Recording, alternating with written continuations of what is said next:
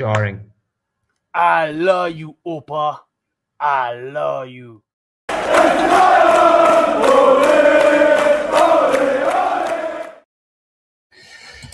Hey guys, and welcome to the Shameless Show. We did the Lewis clip last time, so we had to do a Shameless clip of mine. And to be honest, that's the only clip I had. I know Lewis don't like that clip, but generally the only clip I had. So, but big up to the Shameless Show. Hopefully everybody's doing good. Make sure to smash the the subscribe button. I'm obviously here with the co-host of the show, Lewis. Big up, bro. How are you? Good. Big up you. Big up everyone. Even though you're a fraud for that clip, but big up to everyone. I can't wait to talk about the stuff we have to talk about today. Yeah, man. So obviously we're going to be talking about Bayern Munich beating Frankfurt. Obviously that just happened. We're going to be talking about the DFB Pokal because that's happened as well, and the semi-final games and so on and so forth. We're going to be talking about Kane to Barcelona. We're going to be talking about Karl and the fact that, you know, everything that I have been saying has been right. With the fact of him signing a brand new deal, and the deal as soon as his birthday hits, you know, him being 1 year older, but at the same time, him, you know, signing a brand new deal because it was already done. Been saying this for so long, but yeah, big up to everybody. If you do go on to enjoy, please do smash the likes. Like I said, so we're here every single Sunday.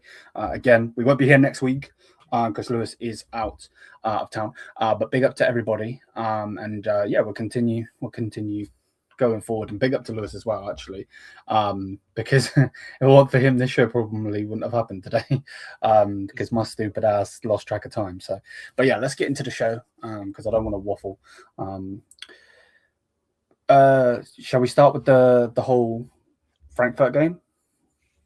Oh yeah, sure, why not? Yeah. What? Obviously, I didn't do a fan cam with you. I didn't even listen, to be honest. What did you think of the game? I'm glad we got the 3 points. That is the positive that I would say. I'm just not happy with our team, especially with the mistakes that we've made. Yeah. I would say, in my opinion, that penalty that Frankfurt got, in my opinion, was not a penalty. At least to me, it wasn't. It is what it is. We move, but that second goal that Frankfurt scored is on us. What were we doing? But other than that, we did what we had to do, bro. Like I'm fully with that. Like, I agree with you. Like, at the end of the day, certain times, you know, you just got to do what you got to do, and you got to do what's best for the club and what's, you know, best for the result. You know, again, Kimmich giving away the ball for the second goal, I think, is actually worse than the penalty. I don't think it's a penalty, by the way. I do agree with you. I'm not trying to go against you. I do agree. I think it's very, very soft. You know, you can see that Kane is trying to kick the ball. He's not maliciously doing it, but whatever. That just is what it is.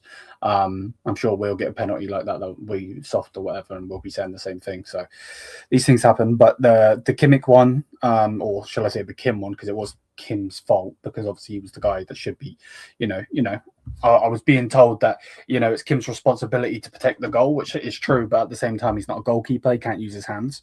Right. You know what I mean? Even though you'd love that because you're a fraud.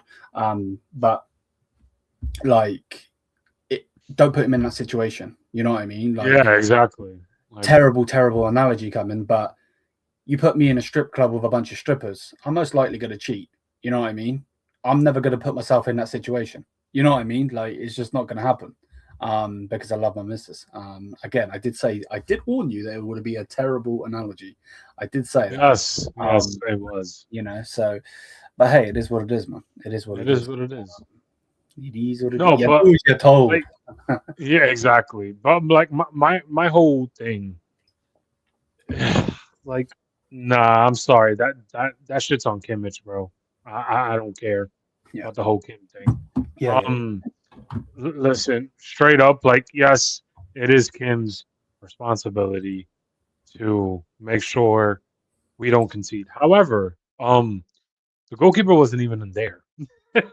Like, and I don't know what Kimmich was doing. I'm not sure if he was asleep or what was going on, but yeah, that for me, that's still on Kimmich more than Kim. And trust me, I would love to blame it on Kim and be like, yo, this is another reason why we need to get him out of this club this summer. But it's not. At least to me, it's not. Which I think, you would be right to say, because I do think he's going to leave. I really, really do. I don't see him at Bayern Munich next season. I really don't. Yeah. Just the way that everything's playing out, he's linked with Tottenham, he's linked here, he's linked there, blah blah blah blah blah. He's being linked out like like we're pimps. Yeah. But yeah, no, I'm fully with you. Harry Kane saved us that game. Harry Kane, I'm sorry. I know that I'm a bit of a flip flop when it comes to it. I'm first to put my hands up when I'm wrong and so on. But there was a period where I was saying Harry Kane for the Ballon d'Or last season. Then obviously, we lost to Inter and I was Kane out. I'm flip flopping like Paul Bearer. If you know, you know. You know what I mean? So, but he needs to win the Ballon d'Or this year. I don't care. Like, he'll win the Gerd Muller trophy, which we love, but no one cared about Gerd Muller. Let's not beat around the bush. We do, but they don't. Yeah. You know what I mean? Like, I'm sorry. Yeah. You might disagree with this one personally, because I know that obviously, in your life, obviously you're a little bit older than me, and your dad loves the Italian side of the game and so on. But Gerd Muller is the best striker of all time for me. I think R9 is close, and that's why I said you disagree with me, because I know that you say R9 is, but 500 and something games, 500 and something goals is ridiculous. Yeah. So not many could replicate that fully. And what Kane is doing this season is generally a joke. And I know we've seen it before with Lewandowski. Lewandowski's a joke himself. You know what I mean? But this guy keeps saving us over and over again. You know what I mean? Brilliant goal from Pavlovic. Let's give Pavlovic his credit. Yeah. And I think he is literally a mainstay in this team. Yeah, for sure. There was I was very much impressed with him this game. Yeah, 100%. But there was a period, wasn't there, where it's like this guy keeps getting ill, this guy keeps getting injured. What the hell is going on with him? Blah blah blah blah. Right. But that all seems to have gone away. I don't know if that's a company effect or he's just sorted his life out. Maybe. But yeah, overall, Kane is just a joke, generally. And I think was it privately we had this conversation, or was it on stream? I can't remember, but I remember you saying it's sad that Kane spent so long at Tottenham because he will never ever get the recognition that he deserves. I remember. Oh yeah. We said it privately. Yeah. It's a bigger blow. Yeah, it is pretty upsetting. Because obviously things happen for a reason. But if he were to leave Tottenham earlier, I don't think he would have come to Bayern, considering that we still had Lewandowski. Yeah. So there's that avenue behind it. But yeah, it's very upsetting considering that. Because his second goal yesterday was and he's been doing this consistently. He's been scoring goals like this consistently this season. It's disgusting. But like I said, it's just upsetting that it took so long for him to leave Tottenham. Because if he was in any other team, man, he would have. Oh my God, I can't even imagine. It would have been disgusting. You remember when he was initially linked to City? If he would have went to City during that period, forget about it. I don't know if you remember, but I was one of the first to be like, he would have done what Haaland did. Fully. Yeah. Could you imagine? Look at Harry, and people will go the Bundesliga tax is shit, blah blah blah, Farmers League, whatever. But could you imagine?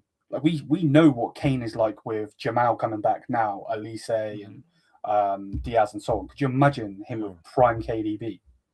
Yeah, that would have been that time, bro. KDB, Mahrez, Bernardo Silva. That's just disgusting. Yeah, that would have been disgusting. And that's the thing. We know of Erling Haaland because obviously he was in our league and he was playing for doing good things there. But Kane is a joke. I do think Jose Mourinho did change his game personally. Yeah. And we're going to get onto some of the things Jose said. In general, obviously this is a Bayern show. We're not going to fully talk about the whole Vinny situation, but company has had a say on it, and I want to get your opinion on that. Overall, he's a joke. Kane's a joke. Jamal got some good minutes, man. Really happy with his minutes. He scored as well, but yeah, he got some good minutes. Alphonso Davies is injured for 3 weeks, mate. Yeah, I don't. it's like I know that everyone gets injuries, but like it's so annoying when it comes to your own club because like you get players like again, R9. Who else is riddled with Jack Wilshere was riddled with injuries and so on. But like this guy's only just got back and then he's injured again. It's like, and he never really got injured in that stretch where he was in that flick team. So I don't know if it's something they're doing in training. I don't know if it's something in the medical department or what, or if they rushed him. I don't know. I don't know. But yeah, he's injured. He's out, which sucks because he actually, I think this game where he got injured was his best game that we've seen him since getting back because the last couple of games, he was playing left back and then he was playing right back, you know what I mean? And he was a bit iffy with it. But yeah, whatever. It is what it is. Unfortunately, these things happen. It's 3 weeks. Possibly, I would just have him on the bench in 3 weeks. I wouldn't even try and start him. Yeah, I don't. Yeah, don't. Absolutely not. And then if there is like these international breaks, bro, don't go because you did that last season. There will be one. Yeah, because we had one last season before the Inter game, and look how that turned out for us. No, I'm okay. Yeah, we literally lost. Please, like I wish you a speedy recovery, but do not leave. Do not leave to that national team. That's all I ask. Bro's like, don't leave the country. Yeah, like, and it's weird because we always have this. This always happens during this international break. That happens in between March. I think it happens like from somewhere from either March or April. One of those 2 months. We always have those international breaks, and we always come back with players injured most of the time that we have those breaks. It is annoying. I am fully against it. If it were up to me, I would tell every single player not even to play those games, not even to go over there. But yeah, it's very upsetting that he got injured because it's like you said, this was one of his better games, in my opinion, at least since he came back from injury. I don't know. I'm kind of like rolling my eyes. I'm just upset about it. It's like really, like this really didn't need to happen, but it is what it is. I guess at this point, who are we gonna have as back now? It's just gonna be Ito, right, going forward? Yeah, we've got Ito that can play there. Bischoff could come in and play there. Stanley can play there if we need him to. Remember, Stanisic can play there, and obviously, eventually, like Lima wasn't injured yesterday. They were just giving him a rest. Right. So, big up, man. Big up. Bless up. We will talk about the Harry Kane stuff. Don't worry. I did see your comment about Kane. We'll talk about that in a bit. But yeah, like overall, it just is what it is. And we move. You know what I mean? Like the next game is the Classica, and yeah, man. Like we move. We had a massive game yesterday, and it was massive for us. Borussia Dortmund 2, RB Leipzig 2. Would have been better if the Scum would have got the win. By Scum, I mean Leipzig, because that would have, they're obviously getting the win. They would have got 3 points more, obviously, but at the same time, it would have stopped Dortmund. But Dortmund only got a point, so it really doesn't mean jack shit, to be honest, if we're being honest. So we're on 60 points, they're on 52, and yeah, that just is what it is. The Class is going to be an interesting game, though, because I've watched a couple of Dortmund games this season, and they're not a terrible team. Guirassy is on form. He is doing really, really good. Obviously, we're not talking about him doing good because obviously the main thing is talking about Harry Kane and what he's doing and so on. And when you actually look at the stats for the Bundesliga this season, like it's really abnormal what the hell is happening. Like we've seen Robben, we've seen Serge Gnabry, we've seen all of these players before, but like Harry Kane's got 28 goals in the league alone already. And then under him would be Guirassy normally, but it's not. It's Luis Diaz. Luis Diaz has got 13 goals, which is nuts. But yeah, Guirassy's he's still doing good for his standard. He's got 11 goals. Right. not anything terrible. You know, they've got Ryerson, their left back, I think, or right back. He's the second most assists behind Elise. He's on 9. So, yeah, man, it's going to be interesting. What's this? I was hate watching so hard, and I knew RB Leipzig would bottle it. Lol. BVB got a lot of centre backs out yesterday. Don't we have 3 in the top 5 goals scored? Yes. Yeah, I was about to say, haven't we scored like a lot of goals? Don't we Yeah, have like it's 85 goals it's so just far? because of other players. In general, if we go on goals, we've Elise is on 10. So Elise is a joint 6th with a load of other players. So yeah, yeah, we do. But yeah, I think we can beat Dortmund. I'm not scared to face Dortmund whatsoever. I'm really not. It's just more like certain things. Big up, man. How are you, G? No, I agree with you on that. Like, I'm more afraid of us making a mistake than I am of exactly, the yeah. team. And it's in obviously their stadium. Right. You know, for me, this is like a must-win game because I feel like if we could beat them in their own home ground and gain that deficit over them, well, that'd be like an 11-point mark, 10-point mark, because you said they're on 52, right? They're on 52, we're on 60, yeah. So yeah, it would be. Yeah. So yeah, bigger Bayern. Yeah, so like for me, that has to be like a must-win game. If we get the draw, cool. I'm not gonna be happy about it though. That like you need to win this game. Like if we could run away with the league, bro, let's do this and get it out the way. In my opinion. No, I'm with that. But yeah, it's like and you're right. Dortmund is doing good. However, they're doing good in a season where we're doing amazing. Like in terms of the Bundesliga, Sure. like standards. Like the fact that we scored so many goals so far, and we're already in February is just disgusting. I mean, I think what was that thing that answer was telling us about some stat between our front 3 that equal MSN's stat or something. Yeah. Not that that means anything because I still think MSN's a better front 3, but you know what I mean. To be fair, you know, MSN didn't have Jackson in it, so yeah. No, that's crazy. No, I'm only joking. We all know how good MSN was. Yeah, you know, Boateng. But the simple fact that like we're like our front 3 is being even mentioned to a front 3 like that, yeah, it's just like that just shows you how good of a season we're having. Yeah, so I really want us to win. I want us to go over there and bully them and take the win, bro. Because like I said, you already know my opinions on this season. I want the DFB Pokal. That is my biggest objective. So if this means that we get to beat Dortmund this coming match day and we get to rest some of our players in some games for the rest of the DFB games, then by all means I would do that and I would take that. Your defense every game has a mistake in it. Yes, that's the reason why, Baron, I said like I'm not really afraid of Dortmund. I'm more afraid of our team making a mistake. Yeah, facts. Yeah. Which is just gonna happen. And that's obviously, you know, we're big Bayern Munich when you deeper, but like that's no disrespect to Dortmund. You know what I mean? Mm-hmm. Like no.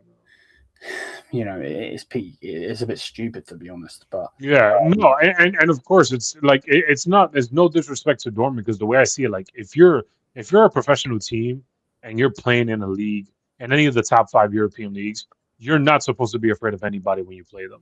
Oh yeah, this is the whole point of the league. You need to be competitive and needs to get to a point where you can't be afraid of your opponents.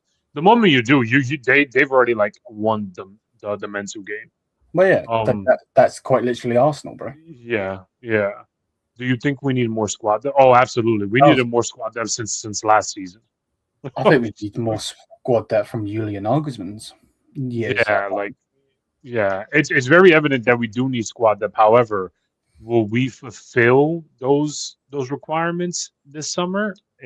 Only this summer? No, because from what it looks like, we're going to have Min-jae probably going out.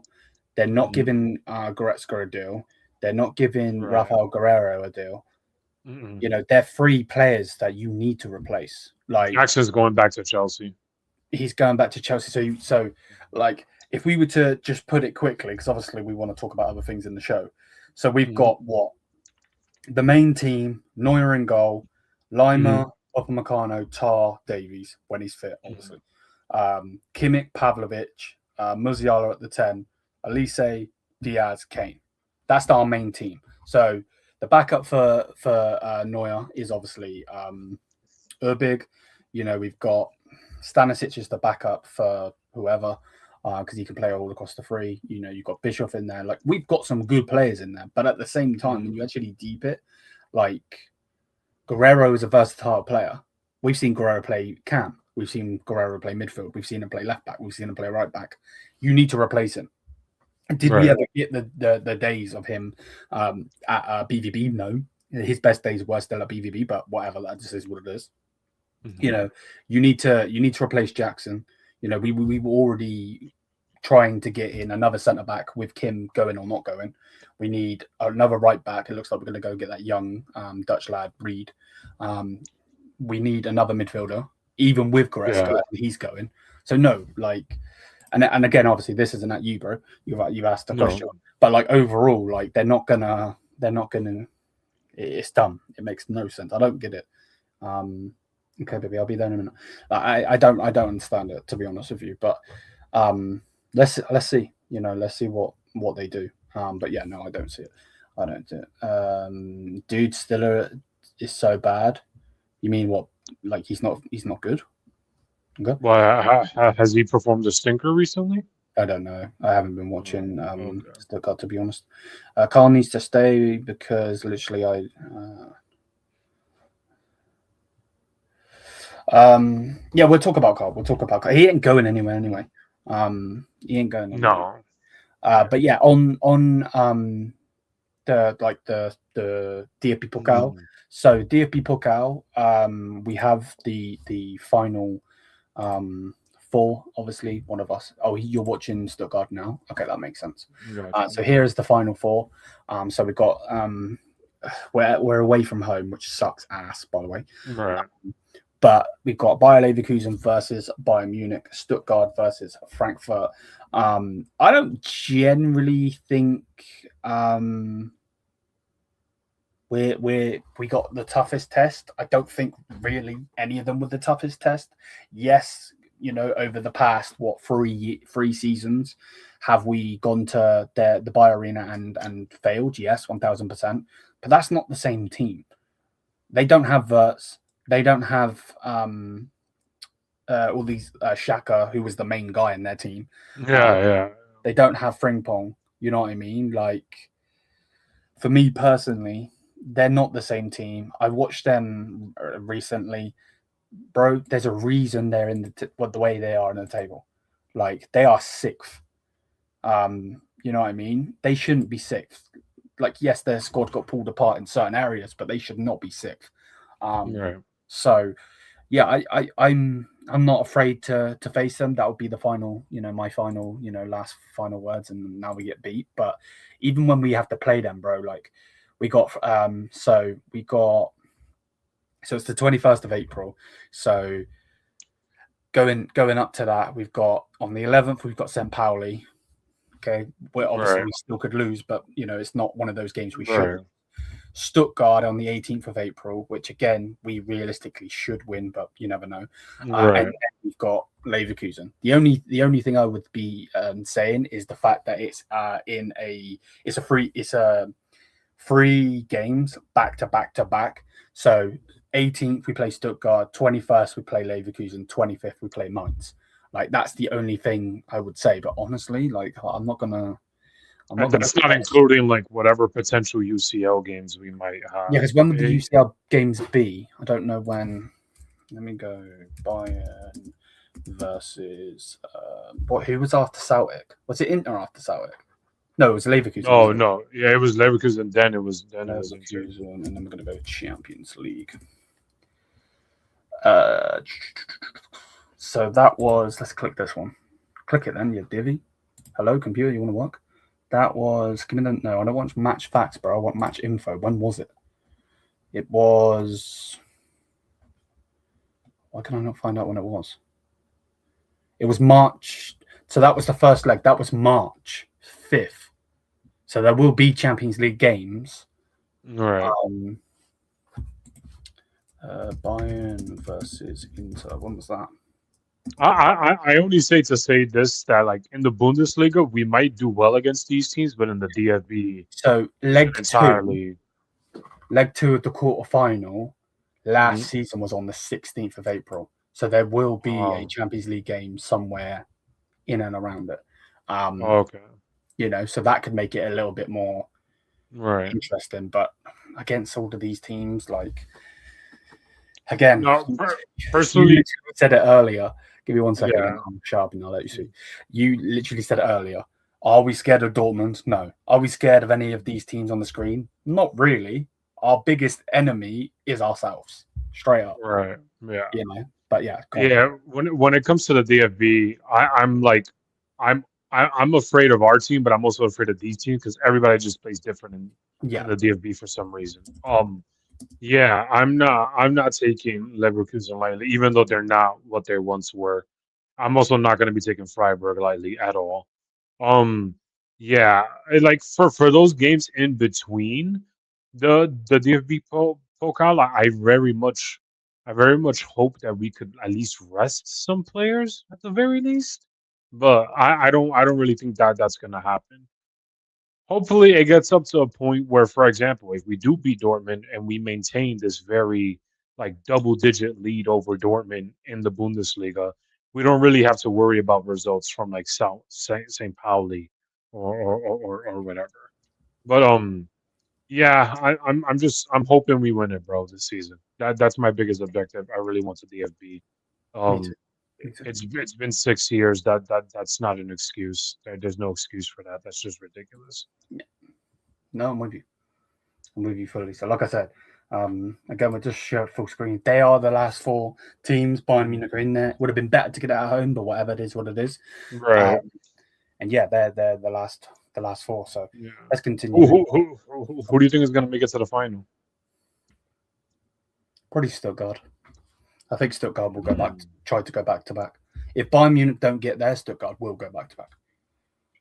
Interesting. I'm thinking it's going to be a Bayern Freiburg final. I'm curious, but if Stuttgart make it to the final, that'd be interesting.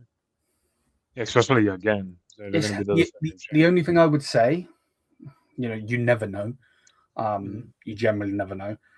Undav is having a ridiculous season this season. He's already got 12 goals in the league. I'm not really too sure where, what he's doing in the cups and whatever, but he's doing really, really good. He would probably put them single-handedly, and then if Stiller was to turn up or Rich turn up, so on. But yeah, you never know in football. Shameless, where is it in the name? But you want us to be? But I can't be shameless when our team is like. Yeah. I mean, I can. Oh, fine. Listen, answer. We're gonna 10-0 Leverkusen. Happy?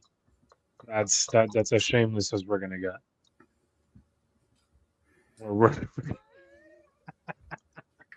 We're gonna win the treble with Upamecano. Clip it. Wait. That's how shit. Full screen setting. Say that again. But I'll even get rid of the banner for you. Listen, we're gonna do this. That's gonna be my answer. We're gonna win the treble with Upamecano, and if we're not, then you have to say that I was right. Deal. All right, that's it. Because I could just say Lewis was right. I don't have to continue the sentence. You know what I mean? You could have been right about anything. So I'm with it. Still is injured. Well, that's good for our hopes to get to the final, but it doesn't really stop us. We still got to get there before. Yeah. Whether he's there or not is gonna be. But yeah, I just would have liked it to be at home, to be honest with you. But then again, we've been shit at home this season. Bro, when it comes to the DFB, we treat it as if it's like a foreign, like a different. I don't know what it is with Bayern in the DFB. Ding ding. Lewis is on the show. Ansar just sent me the clip already. Oh, God, that brother works way too quick. Oh, he does, bro. He's like a little wizard, bro. Honestly. Yeah, exactly. It has its own set of rules. Facts. Do you not find that really weird though? That like Not really, because wait, I thought like with the Prem and the FA Cup, like the FA Cup has their own set of things, so I'm not really surprised by it. I could have sworn like most leagues and their like respective national cups, they have different. Yeah, have different set of rules. So at least for me, like the way I see it, I just see it similar to that. If Stiller could play as focused as he has in the last 15 minutes, he's genuinely up there with the best in the world. He's super inconsistent. I really haven't seen much of him this season, so I can't really say if he's amazing or not. I haven't really been watching him this season, to be honest with you. I haven't really been watching football this season. I've done obviously a couple streams other than these ones, but yeah, not really looking at it. Right. To be honest with you. The DFB Pokal is everyone versus Bayern. Yeah, well, it looked like yesterday. Like honestly, 7 minutes. What, bro? Yeah. Like there's some moments where you're just like, all right, like I already get the point. Excuse me. Yeah, but I watched Stuttgart because of Chema. Oh, okay. Has he been good? Okay, what is Ansar sending me? Oh yes, Ansar. We spoke about that. Davies out for 3 weeks. Joe Gomez looks set to leave Liverpool, with AC Milan and Bayern Munich being the admirers of the 28-year-old. But with just 1 year remaining on his contract, at the end of the season, the timing appears ideal for Joe Gomez to part way with Liverpool. Liverpool are looking to refresh their defense with younger, more. So Bayern Munich are looking at Joe Gomez. Can Bayern Munich look at me then? Because I know I'm fat, but Joe Gomez is shit. Like, no. I have no idea what Joe Gomez has been up to. The last time I ever even looked into anything about Joe Gomez was when Klopp was manager for Liverpool. Yeah, Joe no idea. He's not the like the only English centre back I am taking is Gay. We ain't getting Gay. John Stones would be an interesting one in just because of his experience. And again, like we spoke about Guerrero, the versatility of positions.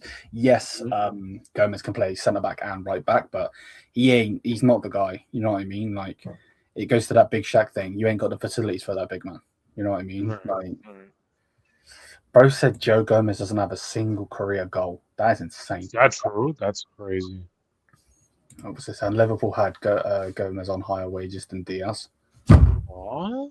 No. So yeah, that's just a rumor mill, to be honest with you. But yeah, he's not good enough. He's not good enough to play for Bayern, in my opinion. Again, like, bro, if we're getting rid of Goretzka, why are we going to go get Joe Gomez? Like, come on, man, respectfully. You know, Joe Gomez has never been world class.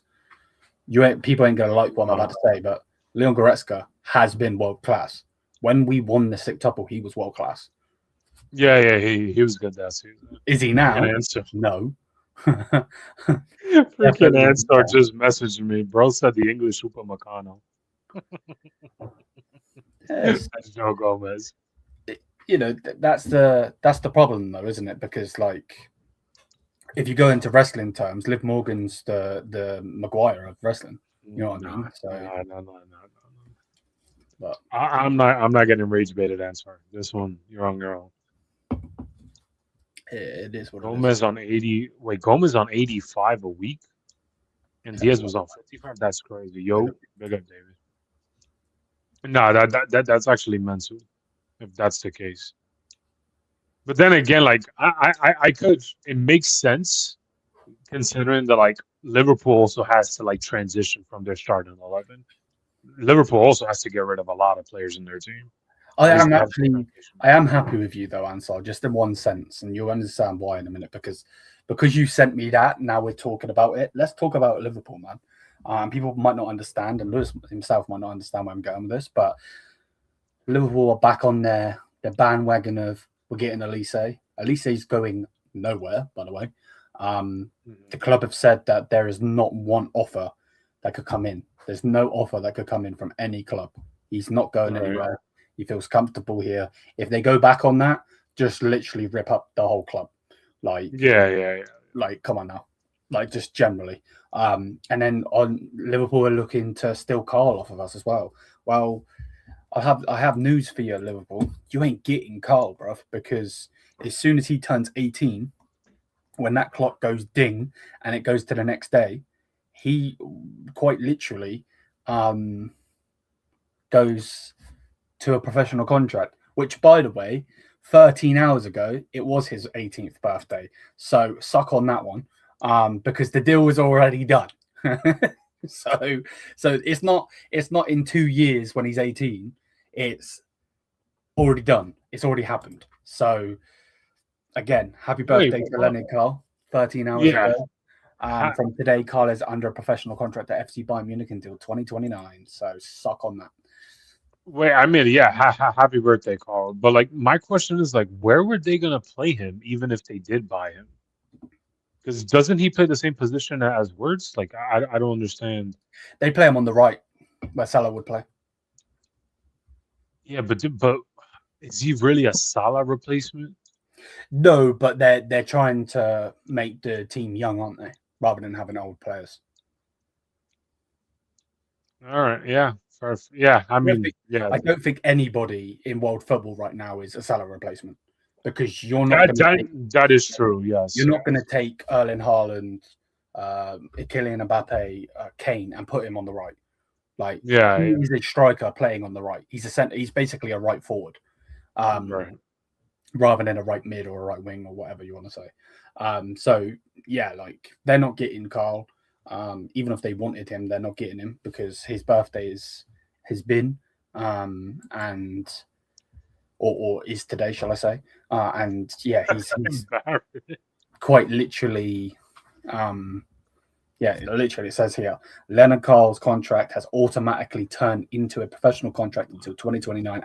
As today he turned 18. Talks already undergo over a salary adjustment and a further extension until 2031. No release clause included. So they're already looking to give him another contract extension.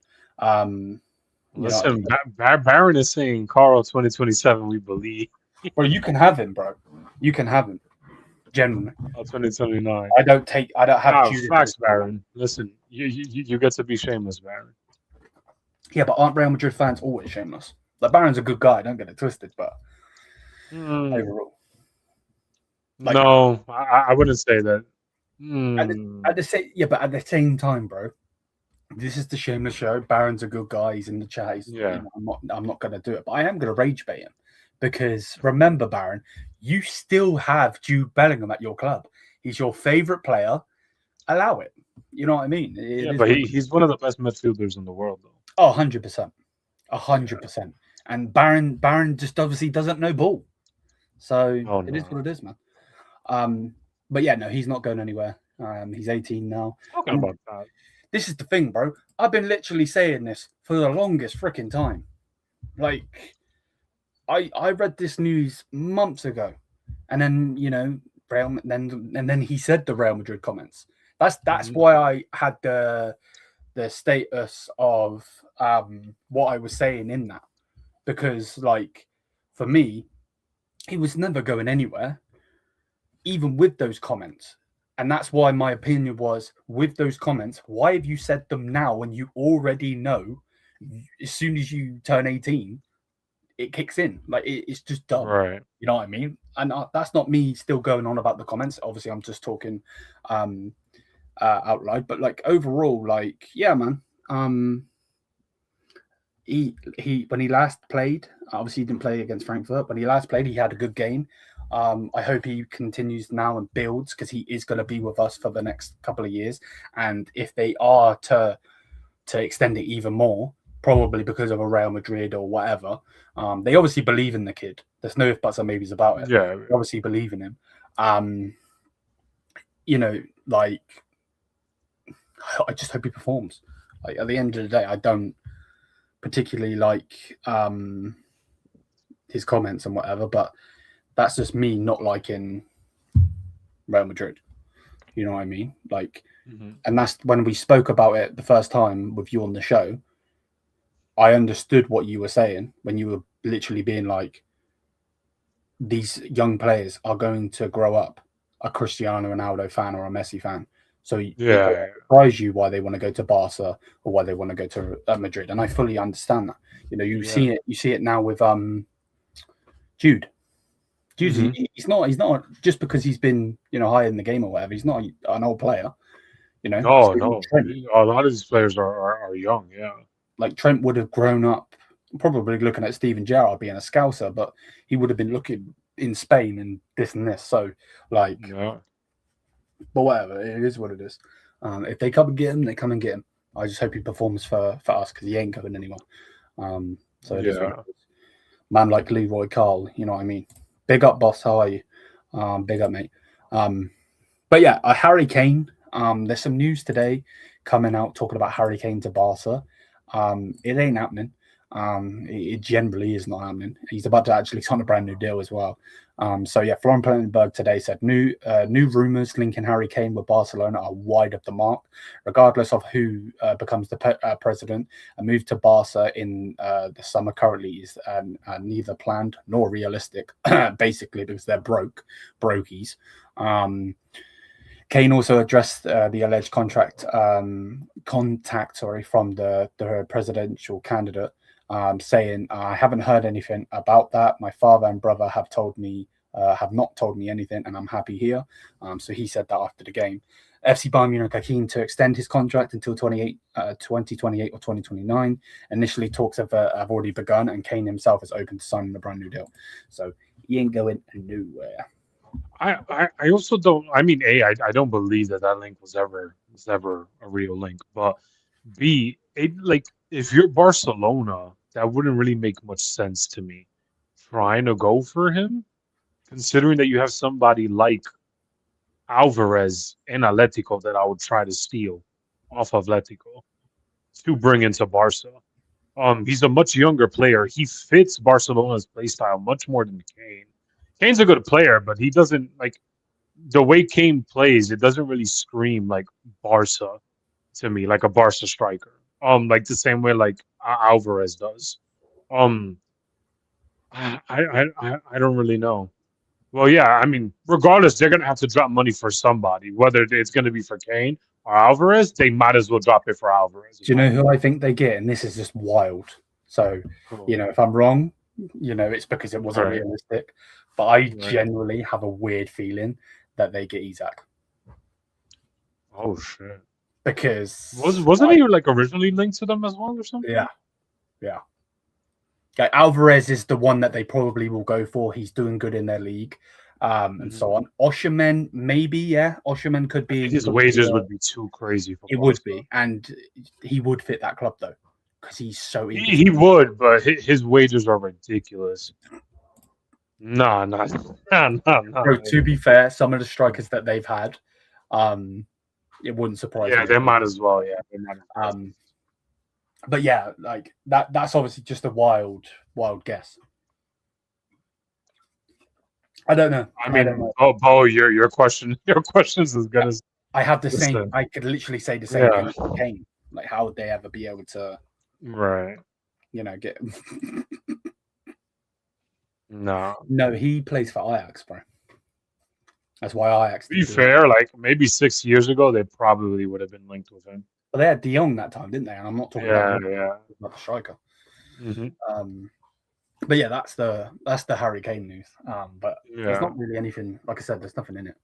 I just don't see it. It doesn't make sense for both parties. It doesn't make sense for Bayern to get rid of him, considering that he's doing very well and we're happy with him. It also doesn't really make so much sense for Barca. At least in my opinion, it doesn't. But then again, I'm sure you guys in the comments watch Barcelona as much as I do. Oh, well, more than I do because I don't really watch them at all. No, fully. And yeah, again, I do agree with Bo. You know what I mean? Like, and you'll know this obviously, Lewis, because obviously politics. And I'm not getting into politics because I don't like talking about it. But you'll know obviously politics is a massive thing over there, obviously because of the presidency and all of that shit. Like, you know what they do? They promise you everything. You know, that's probably what this guy's doing. You know, Harry Kane's the best striker in the world right now. You know full well they can't get Kylian Mbappe. So they're saying, you know, yeah, we're going to bring in Kane, you know, get me in the damn job. So let me sign the contract. So, yeah, no, it's not. Nah, and so that'd be crazy if you were to do that. Bellingham, the ultimate story. Here we go, like that. Listen, if anybody was to go immediately from Barca to Madrid or vice versa today, I'd be shocked. It's got to be Vinny, though, isn't it? To shock everyone. Oh, yeah, but I mean, we'll kind of talk about that later on today with company's comments. But if you were to do that, then all the comments that he suffered through now, it's going to be quadrupled or maybe even more if he does that. Yeah, most of them from Real Madrid fans. Mm. Yeah, maybe Lautaro Martinez. What do you mean Kane best striker now, man?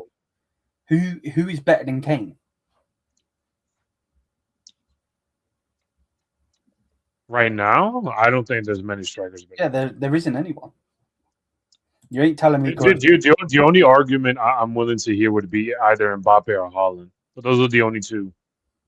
I'm willing to hear. Mbappe's not a striker. No, he's not. But he has to play there because of Vinny. Oh my days. We're not doing this on his day bullshit. Because on his day, I could be a good striker. Like that doesn't work. That's like saying on his day, Bibu could fucking score 10 goals in one game. Like what? We're talking about right now. I like Erling Haaland, but he is not on the level of Kane. Kane is literally gone 30 goals every season. Like this season, Kane is better than Haaland. But I'm talking like as a who would I rather have out of the two? I would rather have Haaland, to be honest. Yeah, but that's bro said Liam at Striker Vision 2027. Bro, I gotta get in the gym first, bro. I got more roles than fucking Reeves. Like that's not happening. Right, exactly, bro. Yeah, that's a fact. Mbappe's like a support striker, if anything. Yeah, fair. Yeah, but I don't know. I would rather have Mbappe on the left though. Like if I'm a Madrid fan, then again that whole Vinny has to play on the left. There's no. I think Vinny gets sold in the summer anyway. You think he gets sold in the summer? Yeah. It'd be very hard. Who would buy him? I think it goes Saudi. But yeah, Kane as of now, best striker. Yeah, as of now. Wait. Kane best striker? Nah, man. But yeah, Kane is as of. Oh my god! I can't. No. No. This guy's you're flip flopping, bruv. Kane is literally perfect for the two wingers we have. That is true, especially like, and it's weird, Bo, when like everybody in the chat and Julian, like when it comes to our attack is great. I wouldn't change our attack at all. I would change performances from like maybe Olise and Diaz, but in terms of like our attack in general, I wouldn't want to change it. It's just our midfield and our defense that I want to change, like wholeheartedly. What about listen, bro? You leave Solo alone. It's my tribal chief. All right, yeah, there we go. I'm sorry, bro. Respectfully, if you carry on, you've got to go to the gulag. Like straight up, that's crazy. Man said Sonic. The thing is, Liam, Vinny would cost like 120 in this market. If Vinny goes to a club and gets like 20 million a year, but gets like 100 million sign-in bonus, then he doesn't need to see highway. Yeah. Oh, fully, bro. Like, There's not many European clubs that are going to be able to afford that. No. What, City and PSG, maybe? Those are the only two that... I don't think City touch him. Yeah, I don't think City would get him. Like, he would. But I'm saying, like, in terms of teams that could afford him. Yeah, of course. I mean, you can make fun of United all they want, but United got bread. Like, they could also afford him, in a sense. But would he go there is a different... I don't think they're going to touch a not world-class player, but like the elite level player for a long time. I think it's going to be they bring in a player, he's a good player, and then they make him into like Mbeumo. He was a great player, and they're making him what he is going to be. Yeah, you know what I mean? Right. Like since those Ronaldo comments, which literally ruined that club, because like it was always going to be a fail. Whoever, like Ten Hag, that was always going to fail after Ronaldo come and said it. You know what I mean? Nah, he's going to go to Newcastle if he wants. Yeah, but they can't spend that much money though because of Yeah, but what Answer is also saying is like also not wrong. It's like he's either going to go to PSG or the Prem. It's either the Prem or the PSG is going to be able to afford him.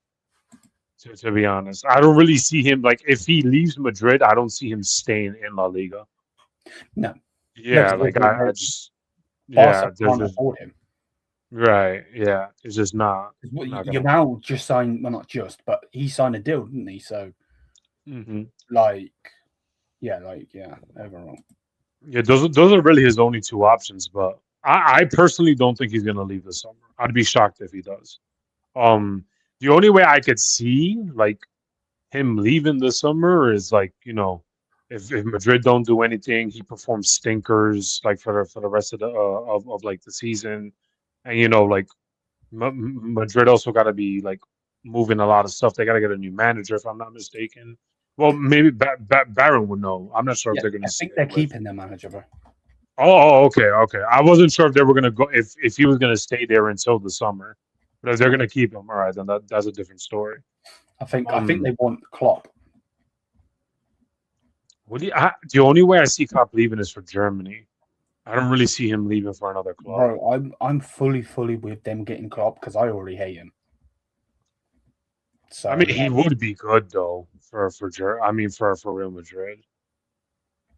Most likely, are below. Oh, okay, all right, fair enough. But somebody like Jurgen Klopp would be good for Madrid, especially with like his tactical style. It would be very good for Madrid. Very good attacking sides. But yeah, it would be weird it would be weird to see Vinny leave Madrid because he doesn't really have much options like to afford his wages. Yeah, no, I'm with it. You know full well that Bayern ain't going to touch him. No, not at all. Yeah, it's not going to happen. I don't think they ever get copped the freedom to hire/fire to sue him. 3-3, damn. Nice. Sound like a crazy game. Good. I hope they drop points, these pussies. That's what they get for not giving us Voldemort. Actually, let's talk about Voldemort because since we last did our show, the news broke that he's really unhappy at Newcastle. For some reason, this dumbass Eddie Howe, typical Englishman being a dumbass, doesn't want to progress. Evidently, yes, they won the game. I watched the game because we were doing a player watch here on the channel. But all right, why the hell are you playing him Cam and you're playing Gordon, who by the way scored 4 goals? So fair enough, but he's a left winger. Why are you playing him striker? Like you have a striker. You spent 60 odd million on a striker. Like whatever. What's going on? But yeah, he seems to be unhappy. A lot of the Newcastle fans from the reactions I've seen on socials are actually backing him, saying, you know, like if he was doing good. He's one of these strikers that could become the next big thing. Blah blah blah. And when we're not playing him in his natural position, so it is what it is. Man, like at the end of the day, it is what it is. So personally, I still don't think we're going to touch him because Newcastle aren't a team that need money. The only way he gets sold is to a different club that's going to spend big money on him. I could see maybe like a shady deal where he goes to Saudi or something, just so they could help with the financial fair play. But the fact that he's German, I don't know if he would go to Saudi with all of the reasons that we're not going to get into. So I don't know. I'd take him. What do you think of him? It's weird because I low key feel salty about it, but I also understand that like him going to Newcastle was more of a Stuttgart thing than it was like his personal preference. And it shows, doesn't it, that he just wanted to get out of that club. They weren't hostage. Yeah, go on, Karl. Right.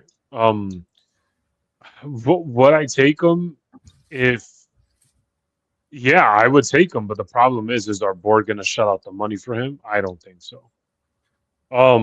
However, is a loan even possible? I don't really see that happening. And so I'd be surprised if Newcastle would be willing to loan, because if I'm Newcastle and he's not happy here and we're not really happy with him here, or we don't really care about him, I'd rather just get my money than a loan. That's the problem, though, isn't it? The player being unhappy and him not performing, that you ain't getting the money that you paid for him. Right. It'd have to be a cut price. So it's not like he's performed for you to like come with that excuse like, well, he's been doing well for us, so if you want him, this is the price that we have. No, I fully agree with you what you're saying here. Newcastle saying that they need the money, to clear their books. Selling him would, do that. And yeah, that's obviously why at some point, when it last season or the season before, I've got Volleyman on the brain. Bruno Guimaraes was linked to City, wasn't he? Obviously that deal never happened. But yeah, I understand it. And eventually Saudi will get their way in the fact of, building them up. But I agree with what Bo was saying. I'm not sure. I don't think you watched the game, Lewis. But every single goal they scored, he would obviously go over. He wasn't happy. There's loads of screenshots of him looking at this. Oh, so you could tell, like, it's visible. Yeah, he ain't happy, bro. Let me go. I'll grab a photo. Because he's not happy whatsoever.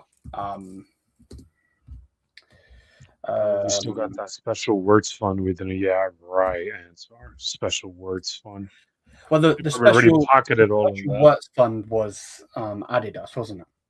They were going to act because of him being an athlete from, an Adidas athlete. They were going to ask him to they're going to ask them to help fund it, kind of like how the way that PSG paid Messi's wages, because PSG never actually paid his wages. What? It was Nike? Yeah. Oh shit! It was like a third party. It wasn't actually. But when Nike, they make so much money.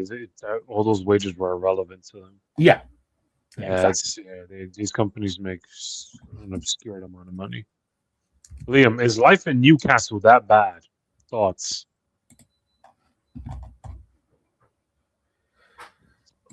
I don't know if it's that bad. He's German, so he'll be used to the cold weather anyway. And obviously it's freezing in Newcastle because obviously it's closer to Scotland. But you know, as footballers, you have a limited schedule, don't you? Like at the end of the day, you can only play a certain amount of years, and then once it's done, it's done. Right. And so we still had those words fun. So Lewis is not me saying that it's the board. Oh, listen. Your bet is still as good as mine.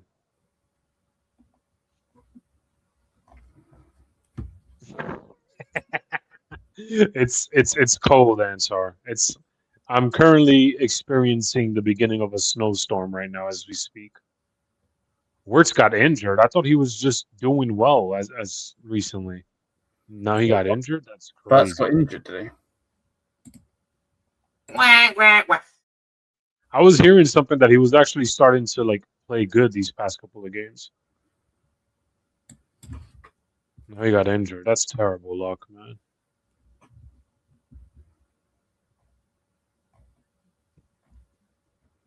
I can't find the picture. It's very weird because even if we would have gotten worse, that doesn't necessarily mean he would have been balling for us.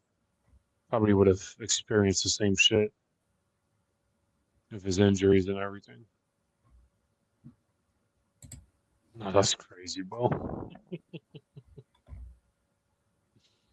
Yeah, I can't find the picture, but yeah, you can just see that he's like congratulating his teammates rather than being happy with the club. You know, like how like we score a goal and Joshua Kimmich is there like, Yeah. You know what I mean? Bro, I don't know what's going on with Juve, bro. Absolutely crazy. I think it's quite funny what's happening with Juve because they're shit right now, and they just assigned Yildiz to a brand new deal. So it's like, you know, he bro. Again, it's lay in your bed. You know what I mean? And I hope that bed's so, full of straw, bro. I saw somebody on TikTok talk about Juve's new jerseys, the stripes, and they have Yildiz in the front, and all the comments was like, "Look at that! Yildiz is wearing a prison outfit for his new contract." Okay, and since like I don't know, it's weird. Like his jersey, the jersey's like literally black and white stripes. It looks like a prison outfit. It's absolutely. Yildiz has 0 GA since his new deal 3 weeks ago. Damn. Listen, well, if he ever wants to escape, if he ever wants to leave Italy, I would gladly take him back as a bench option, though. He's gonna have to hold bench, respectfully. Nah, bro said as a bench option. You're taking the piss. Yeah, I'm not gonna lie to you, bro. He's gonna have to hold a bench. Yeah, but it's also very sad to see how Juve's been going through recently, especially since like I'm so used to like Juve doing very well in the league. They just been historically That's your like inner weak in Zidane Europe. fan coming out, though, isn't it? Yeah. And like also when I was watching Juve with my dad, like that's when like Bonucci and like Chiellini were still young, and I think Zlatan was playing as a striker. Yeah. For them and stuff. Is that when they had like Yeah. Nedved and shit? Yeah. I think Nedved, he was still there, or he already retired by the time Zlatan was there. I could be wrong, but I do remember Nedved being there, and Buffon. Obviously, we already know Buffon balling out. Yeah, no, of course. Do you guys want? Big up 10. How are you? Yeah, big up 10 every single time. I know that Charlie's not watching this. I need to reach out to him. I'm going to message him personally, but I know he's not coming on. He's literally basically like retired from YouTube. I need to message him, but I'll say it on live as well. Big up to him fully, and I hope he, I wish him nothing but the best. I will message him personally as well, but yeah, big up 10, bro. How are you, mate? Do I want Dortmund or Leverkusen, bro? Either. Give me either. They're both shit. Generally, either.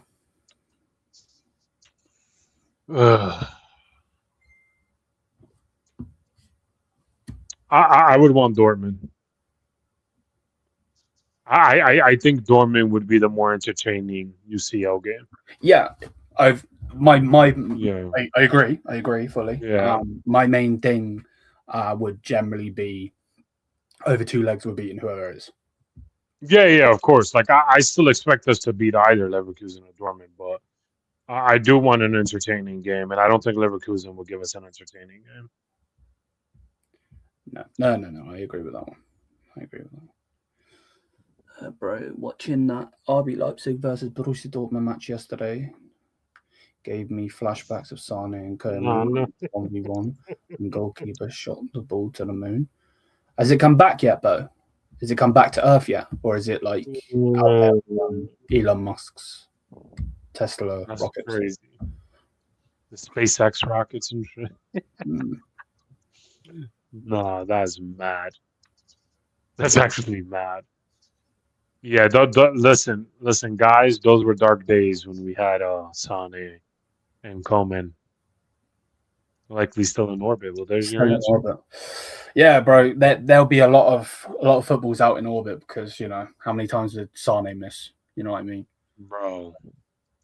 Like that. No wonder there's craters on the moon. You know what I mean? Like, Yo, too many players.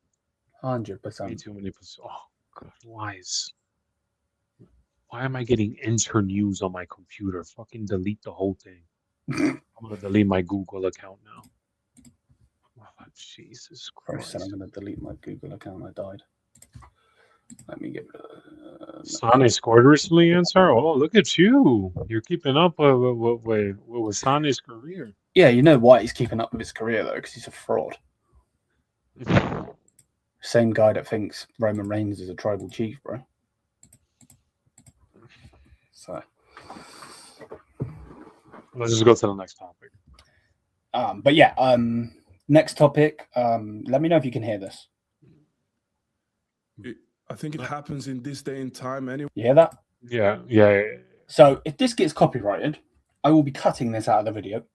But whatever. I'm not going to show you it because then it definitely will get copyrighted. But right. Hopefully I don't get a strike. YouTube, please. We are talking about racism here. Can we not bloody copyright me for some bullshit? Like, come on, man. Right. This is a 12-minute video, so I'm going to skip some of it. But Publikum. Yeah, I'm going to answer it in English if possible, so I can be a bit clear about what I'm saying. But it's a difficult topic because I think it happens in this day and time anyway, where these type of topics are even more difficult to discuss, it seems, than it used to be in the past, So you have on one side, because I watched the game live. I tried to watch the Dortmund game, but it was on Prime apparently, so I didn't have the right thing. So I ended up watching Madrid and Benfica, and I was really intrigued by the game. That's the only funny bit out of this. It's the fact that this guy wanted to watch Dortmund to scout, and he didn't have the right subscription. So he just gave up. Bro's like, all right, I'm just gonna watch I'll just watch Madrid. All right, let's continue because now obviously it's crazy. I didn't listen to that part of it. That's actually so hilarious. I saw it happen live, and then there's a couple of different components to this story. First is what happens on the pitch. Second is what's happening with the fans as well. Third is what happens after the game. And for me, in those three things, there's some clear separations we need to make. So what happens on the pitch, for me, you have Vinny Jr., who, when you watch the action itself, his reaction cannot be faked. You can see it. His reaction is an emotional reaction. I don't see any benefit for him to go to the referee and put all this misery on his shoulders. There is absolutely no reason for Vinny Jr. to go and do this. And he does it, and when he does it, I think in his mind, he's doing it more because it's the right thing to do in that moment. So he goes and does it. And next to him, you have Kylian Mbappe, who normally always stays quite diplomatic and on every side. And Kylian Mbappe is really clear about what he heard and what he saw, and is even more clear after the game when he speaks about it. So all of this happens. But then, of course, you have a player who's hiding what he's saying in his shirt. And on the end, you have this side of it, which I think is a little bit okay. You have a player who's complaining. You have a player who says he didn't do it. And I think unless the player himself comes forward, it's difficult. It's a difficult case. So I understand this. But then in the background, you see in the stadium, there are people doing monkey signs. It's happening in the stadium as well. It's happening. You can see it's in the video. So it happens. You have on one side the altercation between the players. You have on the other side what happens in the stadium as well. And then for me, even worse, and I'm clear in what I say, is what happens after the game. So after the game, you have the leader of an organization. You're muted. This is massive. This is generally what we're actually talking about. Like, Mm-hmm. it's not that we don't care about the Vinicius Junior situation, because it's still tied into this, and this is what it is. Yes. But as not me, but as company, as a dark-skinned man, black man, like, it's very, very important to actually talk about this and not just skip over it, because, like, personally, I don't really want to get into racism. Like, we had it with Dale Meccano when he did the whole bullshit with Haaland. You know, he was getting called a monkey and the N-word and all of this shit. And generally, like, I don't understand this world. Why does it matter? You know, why does it matter? Like, someone could be fucking purple, bro. I don't give a shit. Like, if you come in and call me a prick, like, cool. You know what I mean? Like, I don't get it. But this, from what company says, is very important, because he's now going to talk about Mourinho. And I think it's very, very interesting because, Jose Mourinho, who uses basically, who attacks the character of Vinicius Junior by bringing in the type of celebration to discredit what Vinicius is doing in this moment. And for me, in terms of leadership, it's a huge mistake. And it's something that we should not accept. So I'm very clear on that. On top of it, he mentions the name of Eusebio. To say that Benfica cannot be racist because the best player in the history of Benfica is Eusebio. That is the dumbest shit I have ever heard. Yeah, no, like let's not get. Sorry to cut you off. No, it's fine. Yeah, go on. No, let's not get this twisted. With Eusebio, he was a legend, but to say that because he is a legend for your club, that therefore does not make like their fan base racist. That the two don't match. Let's not act like Eusebio 100%. experienced racism in And that's most literally European what company's nights. going to say in a minute. That's literally Right. what it's going to say. Oh, sorry. But no. I'm not going like. But that's the same with me, bro. Like, I'll get it. Like, my mum's best friend is a black lady. She has black kids, so I grew up around black kids. Yeah.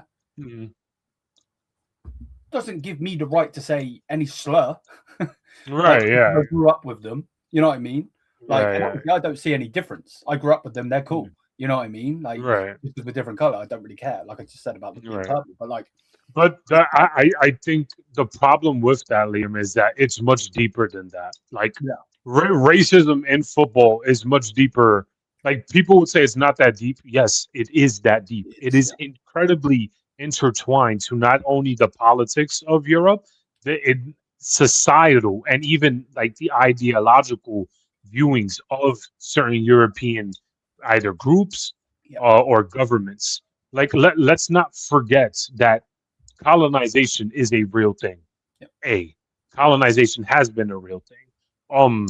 And people could say it's not that deep, but it is because when you get certain factors like this, for example, the Berlin Conference, what is it, 1884, when Europe decided to sit down and divide Africa in all of these other places to colonize them and to take all of their resources, this type of colonial or nationalist thinking ends up going into every aspect of life, even when we see it in a 90-minute football game. Whoever does not see it that way, you are wrong, because that is exactly how it is. A player like Vinicius, like experiencing racism in football. What's sad is that he's not the first to experience this, because we're gonna see companies see this. Or like say this about Eusebio experiencing back then when he was even worse and even more systematic and more blatant. And the worst part is that it's not going to be the last. Like, Vinny's not going to be the last to experience this because of how systematic it is, how like intertwined it is into almost every facet of life, not just in Europe but in the world. Some countries enforce it more than others. Other countries don't enforce it not as much. But yeah, like that type of thinking. No, continue. No, I was just going to say, and this is the thing. We were saying it on one of the watch-alongs I was doing. I was talking to Barrett. Obviously, he's a Madrid fan. And I was saying, like, Vinny is a piece of shit. Vinny is a fucking Right. annoying prick. Straight up. He's Right, an yeah, annoying yeah. prick, yeah? Right. Yes. Don't need to be like I Right. personally think he's a prick. Straight up. I'll say it straight up. Yeah. But No, like, I'm with you. I don't really like him because But, of his attitude. However, like yeah, it that's makes just no wrong. Like, whoa, like Mhm. what the fuck are we actually doing? Literally.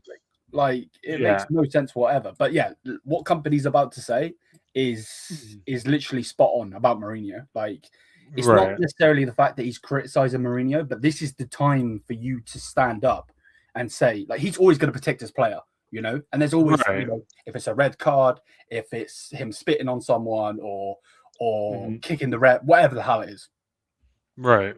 he's always going to protect his players, right? He's not going to go out there and destroy them like obviously what Tuchel did with King Right. James. You know what I mean? Calling them out, blah, blah, blah.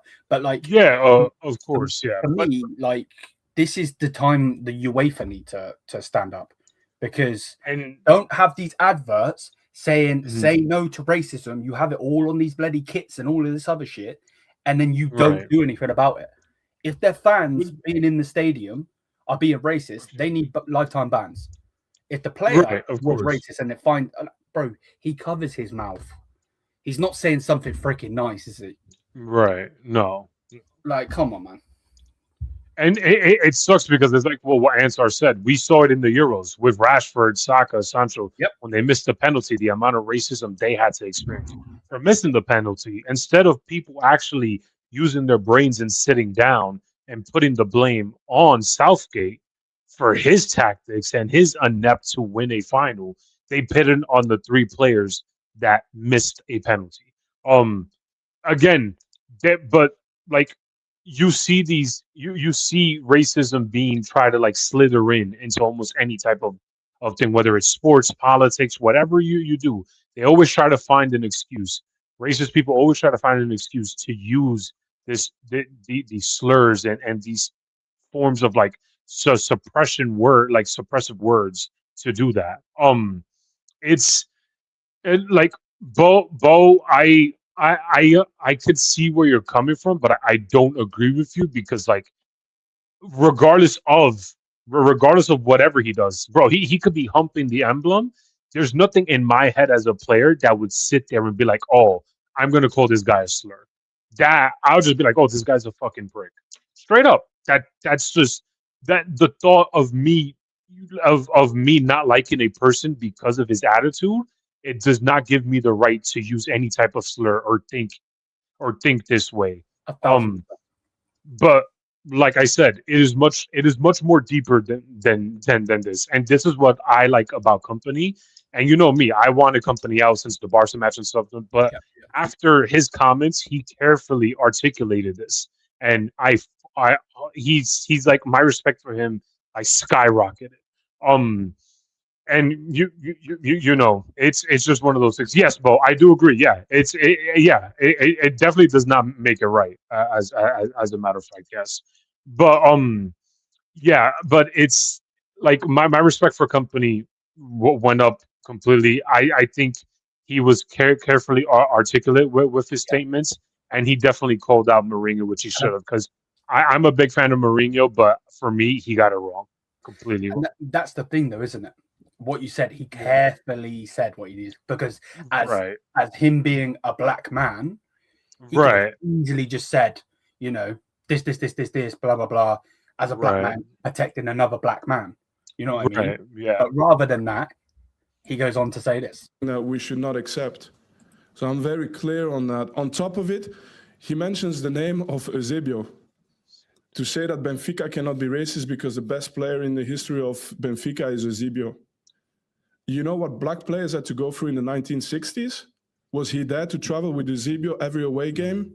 When he went to every place in Europe? Probably at the time, because my dad is a black person from the 1960s also who made his way. Probably at the time, the only option they had is to be quiet and to say nothing and to be above it and to be 10 times better, to get a little bit of credit and people say, actually, he's good. That's Eusebio's life, probably. And today, to use his name to make a point about Vini Jr., who's actually finally in a situation where he can say something about it. There's a lot of players who play in different leagues still in Europe who don't have a voice. There's players today in Hungary, in Bulgaria, in Serbia. If something happens to them and they are black players, they have zero chance to have any kind of support. Vini Jr. at least is in a situation where a lot of people have made it possible for him to take this moment and to protest in this moment. You know, and then I'm thinking how it is that you can. So I'm not. It's a difficult thing for me to speak about because, to be honest, in many ways, and I say it very honestly, I don't actually fit in what I see today in the world that is happening in the world. Me personally, I don't see my place in a lot of the things that are happening in today's world. I really don't. So I don't want to be a part of one group. I don't want to be a part of the other group. But if I see the situation with the player, I would like to see a situation where my dream is that at the end of the situation, if it is true that the player from Benfica said something as bad as what he said, I would love a situation where there's still a room where somebody can apologize and say, I'm sorry, I made a mistake. And this has an impact on the sentence as well. So the sentence should be A or B. But if you admit that you've made a mistake, there should be an opportunity as well to say that, hey, nobody's perfect. This is also a good step, you know? But we are taking away all these options because we are creating left or right and black and white, and you have to be on one side or on the other side. And actually, the one thing you can't do is punish someone unfairly. And the one thing you can't do is dismiss a person and attack the character of a person who's complaining about something he experienced and something that must be very painful to that person. So there's something that needs to happen. But and I'm just thinking, I'm sorry I'm going on this, but I'm just thinking, you know, when Jose Mourinho is doing the knee slide at Old Trafford, when he goes because he attacked the celebration of Vini Jr., when he goes to the fans in the semi-final Inter Milan against Barcelona, and he goes in front of the Barcelona fans and does the celebration, when he plays against Sevilla with AS Roma, and in that moment he's fighting with the referees, and the referees have to go under protection, leave the country under protection after that game. In that moment, if someone was racist to Mourinho, I would have hoped that all of us would say, stop. It doesn't matter his celebration. Let's listen to what he has to say. And let's defend some simple things, some core things. But again, even in that sense, I like to give context. So I have to still say that I know so many players, and I'm thinking about this situation, who have gone through it, and it's important